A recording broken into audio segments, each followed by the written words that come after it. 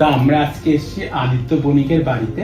আমাদের school কাদিঘাটি cadet Mukherjee school থেকে আমাকে বলেছিল এরকম আমাদের কাদিঘাটি ক্যাডেট মুখার্জি হাই স্কুলে পড়ে, ক্লাস 6-এ ছেলেটার হচ্ছে প্যারালাইসিস হয়েছে। 70% কোনো কাজ করছে না, শুধুমাত্র মাথাটা সক্রিয় রয়েছে, পুরো বডি পড়ে গেছে।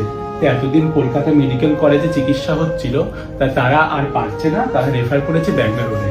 তা এর জন্য প্রচুর খরচ টরচ, স্কুল থেকে যতটা পারে সাহায্য করেছে। স্কুল থেকে বারবার বলছে যাতে ছেলেটা ঠিকঠাকভাবে চিকিৎসা হয়। এখন ব্যাঙ্গালোরে নিয়ে যাওয়ার জন্য ব্যবস্থা করা হচ্ছে। এই যে আদিত্যর মা, কিছু নমস্কার, আমি আদিত্য বণিকের মা। আমার ছেলের নিচের পোর্শন পুরোই প্যারালাইসিস হয়ে গেছে। তো আমার মাকে স্কুল থেকেও যথেষ্ট সাপোর্ট করছেন, আর আমাকে এই দাদাকে পাঠিয়েছেন যাতে আমি সবার সামনে সব কিছুটা বলতে পারি।